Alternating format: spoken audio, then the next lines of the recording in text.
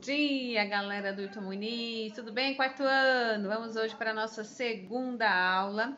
Hoje nós vamos falar sobre o conto, né? Ontem vocês leram o conto que a tia Rosângela escreveu, que eu gosto muito, do Tonho Dias, né? E hoje a gente vai entender um pouco sobre a estrutura desse texto, que é o conto, tá? Primeiro, vamos lá. A modalidade narrativa, ela já existe há bastante tempo, né? Nossos avós, nossos tataravós, né, passavam as histórias de geração em geração através da oralização, né? Então, o termo narrar significa contar sobre algum acontecimento que pode ser verdadeiro ou inventado, certo? Então, vamos lá. E nessa narrativa, o que não pode faltar? Quais são os elementos essenciais? A ação, né? Toda a história ela tem um acontecimento, né? O narrador, que é aquele que conta a história, o local, o espaço, né? A época, que é o tempo, que pode ser um tempo presente, mas pode ser um tempo futurístico ou também no passado. Sem personagens não tem história, né, gente? E, obviamente, o narratário, que é quem lê ou escuta essa história, certo? Mas hoje a gente vai se atentar, além de falar das narrativas, nós vamos nos atentar às características do conto. O conto é uma narrativa curta, no qual o espaço e o tempo são reduzidos, como também apresenta poucas personagens, tá? Essa é a estrutura básica do conto. Ele é um texto mais sucinto, mais resumido, curto, né? O tempo e o espaço também são reduzidos e poucas personagens. Esses são as características principais do conto, tá? Então vamos lá, vamos para a introdução. A introdução, como o próprio nome diz, ele vai no início, ele vai explicar ali tudo que pode acontecer nessa história. Ele vai apresentar os principais personagens, né, os fatos e pá. O segundo, a questão aqui é o desenvolvimento. O desenvolvimento é onde vai tecendo o conflito, que é o momento em que algo começa a acontecer, né? E os leitores vão ficando surpresos e atentos ali ao que está por vir, né? O clímax é o ponto tenso da narrativa, pois tudo pode acontecer, né? E pode ser aquilo que a gente, como leitor, quer, e pode ser também o que a gente não quer que aconteça, tá? E o desfecho, né, revela o final da história, a solução para o conflito, sendo também que pode ter um fim triste, alegre, surpreendente, engraçado ou até mesmo trágico, né? E é bom a gente entender que os contos de fadas nem sempre terminam felizes para sempre, tá? Porque os contos de fadas, na verdade, eles foram escritos para os adultos. Por exemplo, a Disney, ela sempre pega esses contos de fada e transforma sempre nos finais felizes para sempre. Mas vamos pegar um exemplo da Bela Pequena Sereia. A Pequena Sereia, na história original, ela morre, tá? Ela morre e ela não fica com o príncipe. Então, isso vai mostrando, né, que esses contos nem sempre terminam felizes, tá? E contos, ele pode ter vários desfechos, por isso que eu amo contos. Exemplificando, vamos lá. Hoje nós vamos ler aí esse conto de Andersen, que é um dos caras dos contos, né? Eu vou ler para vocês A Princesa e a Ervilha. Havia uma vez um príncipe que queria se casar com uma princesa, mas não se comentava com uma princesa que não fosse de verdade, de modo que se dedicou a procurá-la, né? Aí, olha só, eu vou simplificar aqui, porque o tempo do vídeo às vezes ele corta, né?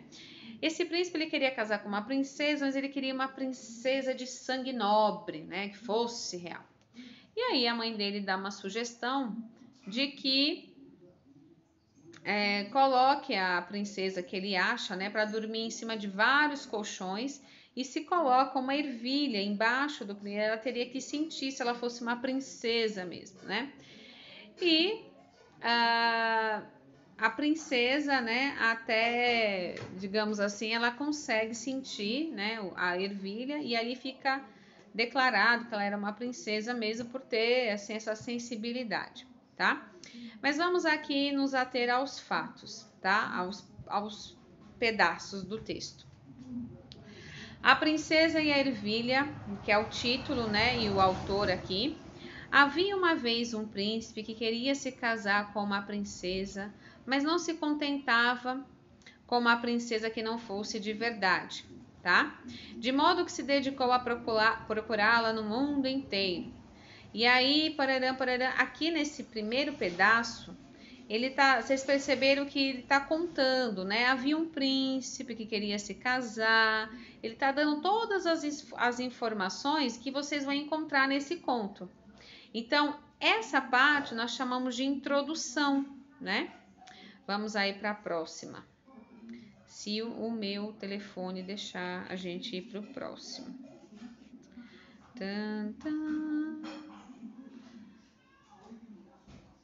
Travou. Aqui, ó. Na manhã seguinte, perguntaram-lhe como tinha dormido. Não, peraí que essa aqui foi para... Aqui, tá? Aqui. Certa noite caiu uma tempestade horrível, trovejava e chovia a cântaros. De repente bateram à porta do castelo e o rei foi pessoalmente abrir. No umbral havia uma princesa, mas santo céu, como havia ficado com o tempo e a chuva! A água escorria pelo seu cabelo e roupas, e o seu sapato estava desmanchado. Apesar disso, ela insistia que era uma princesa real e verdadeira. Bom, isso vamos saber logo, pensou a rainha velha. E sem dizer uma palavra foi ao quarto, tirou toda a roupa da cama e colocou a ervilha, e aqui, olha só, nessa parte constatamos a complicação, pois algo de novo aconteceu. Então aqui a gente já encontra aqui os desenvolvimento do conto, né? Vamos para a próxima. Na manhã seguinte, perguntaram-lhe como tinha dormido. Oh, terrivelmente mal, disse a princesa. Não consegui fechar os olhos toda a noite. Vá lá saber o que havia nessa cama. Encostei-me em algo tão duro que amanheci cheia de dores. Foi horrível. E aqui a gente percebe o clímax, ou seja, o momento de maior expectativa, que era a gente saber se a princesa ia sentir ou não a ervilha, né? Ouvindo isso, todos, né, compreenderam que se tratava de uma verdadeira princesa, já que havia sentido a ervilha antes dos 20 colchões e 20 almofadões, né?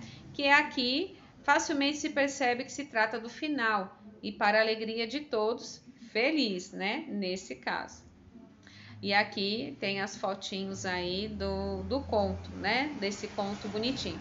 Então, para vocês perceberem que o conto ele tem essa estrutura bem resumida, básica, né? Mas não deixa de ser tão surpreendente quanto, né?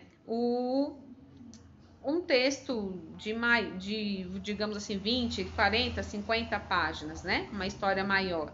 Mas o conto, eu amo o conto. Amo. Vamos ali agora a atividade de hoje para que a gente possa... Vamos lá, pessoal, ó. A atividade de hoje vai estar aí 4 de maio, né? Mas aí vocês corrijam, colocam 11 de maio e aí tá escrito assim: Olá, meus amores, na aula de ontem conhecemos um tipo de texto chamado conto. Hoje iremos conhecer algumas características desse gênero textual, né? E aí a tia já mostrou para vocês, né, as principais características. Inclusive eu printei os slides e coloquei aqui nas atividades de vocês, que depois vocês podem só dar uma olhada para relembrar, tá? Então vamos resumir. O gênero conto narra um acontecimento verdadeiro ou inventado, é curto e possui poucas personagens, além de ter uma ação, um narrador, que é alguém que conta essa história, o espaço, lugar, tempo, época, e é destinado para um tipo específico de leitor. Até aí tudo bem, né? Muito bem, na aula passada eu coloquei um conto de minha autoria, cujo título é Decifra-me e eu te recompensarei, e vamos agora identificar alguns elementos do texto. Quantos personagens aparecem no conto Decifra-me e eu te recompensarei? Cite os nomes. O que Tonho Dias buscava? Vocês vão escrever. Ele conseguiu encontrar o que procurava? Explique como ele conseguiu.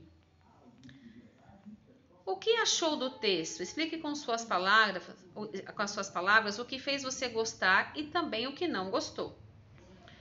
Quem é o narrador desse conto? Quem conta essa história? Tá? Essa é a parte de português. Nós vamos trabalhar a interpretação do conto. Em geografia, olha só. Tonho Dias era brasileiro da região do Nordeste. Pinte o mapa abaixo por regiões. Ou seja, nosso país possui 5 regiões: Norte, Nordeste, Centro-Oeste, Sudeste e Sul.